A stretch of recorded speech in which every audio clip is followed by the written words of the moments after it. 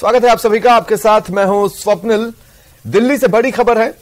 सचिन पायलट के मसले पर आलाकमान नजर बनाए हुए हैं। प्रदेश प्रभारी कांग्रेस के सुखजिंदर सिंह रंधावा को यह बड़ी जिम्मेदारी सौंपी गई है।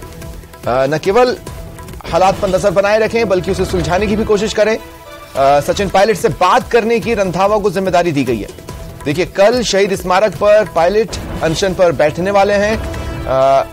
पिछली सरकार के भ्रष्टाचार पर जांच और कार्रवाई की मांग सचिन पायलट ने उठाई है और इसके लिए उन्होंने कुछ पुराने वीडियोस जो कि अशोक गहलोत के हैं उन्हें भी मीडिया के साथ साझा किया और यह भी बताया कि मैंने सीएम को खत लिखे लेकिन आज तक उसका जवाब नहीं मिला है। सचिन पायलट क्या कदम उठा सकते हैं, उन्हें कैसे मनाना है, जिम्मेदारी सुखजिंदर सिंह रंधावा को दी गई है। ज्यादा जानकारी के लिए बात करेंगे रवि सिसोदिया, हमारे सहयोगी दिल्ली से हमारे साथ जुड़ रहे हैं। रवि, बड़े अजीब तरीके से नजर रखी जा रही है और सबसे बड़ी बात है इस सियासी इमरजेंसी को देखते हुए तुरंत कदम उठाने की जरूरत थी। रंधावा आज जयपुर पहुंच नहीं पाएंगे, कल आएंगे। बिल्कुल, देखिए, जब कल सचिन पायलट ने जयपुर में प्रेस कॉन्फ्रेंस की थी उसके 3 घंटे के बाद कांग्रेस अध्यक्ष मल्लिकार्जुन खड़गे के आवास पर बैठक होती है और उस बैठक के दौरान जयराम रमेश जो कि कम्युनिकेशन डिपार्टमेंट के इंचार्ज है वहां पर पहुंचते हैं और एक स्टेटमेंट जारी किया जाता है। जो बैठक चलती है उस बैठक में राहुल गांधी भी मौजूद रहते हैं। उसके बाद जो स्टेटमेंट जारी किया था उसमें ये दिखाया जाता है कि पार्टी पूरी तरह से मुख्यमंत्री अशोक गहलोत के साथ है। तो एक इशारा उनको उस समय दिया गया है कि जिस तरह के एलिगेशन या जिस तरह की मांग आपसे तरफ की जा रही है उस मांग को लेकर पार्टी आपके साथ खड़ी नहीं है। हालांकि पार्टी के प्रवक्ता की तरफ से एक बयान आया था और कहा गया था कि अगर किसी को अपनी कोई बात रखनी होती है तो पार्टी फोरम एक उचित फोरम होता है, अब पार्टी फोरम पर अपनी बात को रख सकते हैं। इस तरह से मीडिया के सामने अपनी बात को नहीं रखा जा सकता। तो ये माना जा सकता है कि जिस तरह से जो बयान दिया गया था उस बयान को लेकर पार्टी के अंदर जो सुगबुगाहट थी, जो तय किया गया है कि अशोक गहलोत के साथ वो खड़े रहेंगे, तो एक इशारा काफी है। लेकिन रवि, अभी भी बीच का रास्ता पकड़ने की कोशिश है। देखिए, मैं क्यों कह रहा हूं, जो प्रेस नोट जारी किया गया वो कोई ऑफिशियल लेटर हेड पर बिना किसी सिग्नेचर के, ऑफिशियल लेटर हेड नहीं था, किसी का सिग्नेचर नहीं था। देखिए, अमूमन जो कांग्रेस की तरफ से प्रेस वार्ता जारी की जाती है वो इसी तरह से की जाती है। जयराम रमेश की तरफ से जो प्रेस वार्ता जो जारी की गई थी कांग्रेस की तरफ से, वो अमूमन इस तरह से ही प्रेस रिलीज जारी किया था। हालांकि लेटर हेड को लेकर प्रेस रिलीज नहीं करते, लेकिन जो बयान दिया गया था उस बयान के बाद से पार्टी की तरफ से ये जिम्मेवारी दी गई है प्रभारी को कि वो बात करें सचिन पायलट से और इस मामले को लेकर जल्दी सुलझाएं। क्योंकि चलिए, शुक्रिया रवि हमारे साथ जुड़ने के लिए, तमाम जानकारी के लिए। और चलिए अब एक बार सचिन पायलट का बयान भी सुन लेते हैं।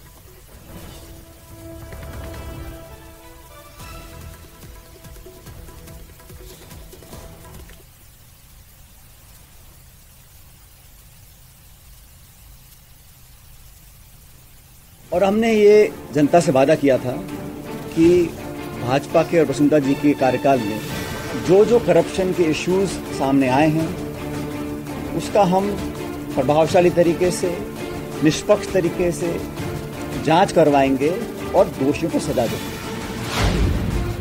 भ्रष्टाचार के खिलाफ आर पार वाली जंग। विपक्ष में रहते हुए हमारी जो विश्वसनीयता थी वो तभी कायम रह सकती है जब हम अपनी बात पर खरा उतरें। एक्शन मोड में पायलट, अनशन फिर हथियार। 11 अप्रैल को महान समाज सुधारक, लगभग 200 साल पहले जन्मे ज्योतिबा फूले जी की जयंती है, इसलिए मैं 11 अप्रैल को राजस्थान में शहीद स्मारक के ऊपर एक दिन का अनशन करूंगा। करीब 7 महीने बाद होने वाले चुनाव को लेकर जहां सत्ता पक्ष और विपक्ष अपनी सियासी हथियार को धारदार बनाने में लगे थे, उसी बीच सचिन पायलट के धमाकेदार ऐलानी जंग से प्रदेश का सियासी पारा उफान मारने लगा। काफी वक्त से खामोश सचिन पायलट ने भ्रष्टाचार के खिलाफ उसी नुस्खे को आजमाया जो सियासत में सफलता का सबसे कारगर हथियार है। इस बात को दोबारा रखने के लिए कि करप्शन को लेकर हमारी सरकार जो कहती है हम कर दिखाएंगे और एक दिन का अनशन 11 अप्रैल को मैं रखूंगा शहीद स्मारक पर। इस बारे में मैंने जिला प्रशासन को सूचित कर दिया है। पायलट ने पिछली सरकार के वक्त के भ्रष्टाचार के खिलाफ कार्रवाई न होने को लेकर आर पार की लड़ाई का ऐलान कर दिया। वसुंधरा जी की सरकार पर वो आरोप हम सब लोगों ने मिलकर लगाए, कांग्रेस पार्टी के नेताओं ने, मैंने अध्यक्ष के नाते और तमाम सभी नेताओं ने। को कांग्रेस के कार्यकर्ताओं की, हम नेताओं की जो आवाज थी, जो बात थी, जो तथ्य थे, जो प्रमाण थे, उनको जनता ने स्वीकार किया। यही कारण था कि 5 साल की सरकार के बाद जब चुनाव हुए तो जनता ने हमारे बातों पर विश्वास किया और 163 से वो 70-71 पर आके रुक गए थे। भूमाफिया के, शराब माफिया के, खनन माफिया के, 9TP को लेकर, ललित मोदी को लेकर, खान माफिया को लेकर, खान का बड़ा घोटाला हुआ था, वो सारे पब्लिक डोमेन में हैं। मैंने उनसे आग्रह किया था कि 1.5 साल बचा है चुनाव में और हम लोगों को, कांग्रेस जनों को ये दिखाना पड़ेगा कि हमारी कथनी और करनी में फर्क नहीं है। मामला खुलेआम सियासी जंग का है तो जाहिर है कोई समर्थन करेगा तो कोई वार। कुछ ऐसा ही हुआ पायलट के इस एक्शन के बाद। बीजेपी सरकार के समय करप्शन के इश्यूज का सवाल है। करप्शन को लेकर वर्तमान में हमारा सबसे बड़ा लीडर राहुल गांधी कह रहा है कि बीजेपी भ्रष्टाचार कर रही है, अडानी घोटाले की जेपीसी से जांच होनी चाहिए। भ्रष्टाचार कांग्रेस का मुद्दा है कि जीरो टॉलरेंस पर हम काम कर रहे हैं, भ्रष्टाचार खत्म होना चाहिए। प्राइवेट पार्टियां जो गुंडे लेकर बैठी है गलत है, मैं इसको गलत मानता हूं। और मैं आज कह रहा हूं आपसे कि कुछ इश्यू जो भी हैं, जो इन्होंने उठाए और उन्होंने कहा मैं अनशन पर बैठूंगा, आपने जो मुझे बताया, तो ये सब मामले तो पार्टी हाईकमांड देखेगा।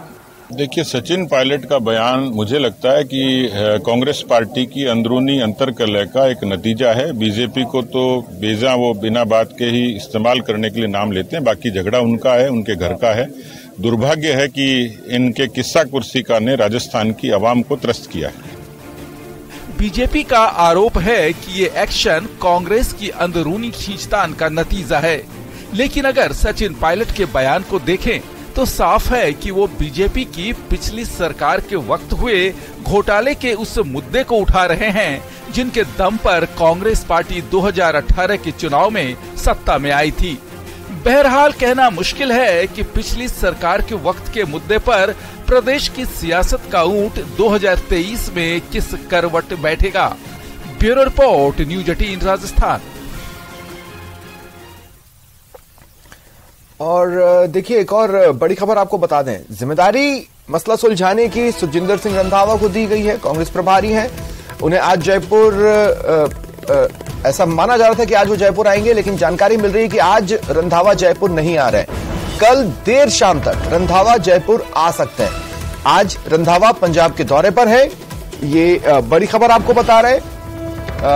सुखजिंदर सिंह रंधावा कांग्रेस के प्रदेश प्रभारी हैं और पायलट से बात करने की, इस मसले को सुलझाने की जिम्मेदारी उन्हें सौंपी गई है। वो कल देर शाम तक जयपुर आ सकते हैं।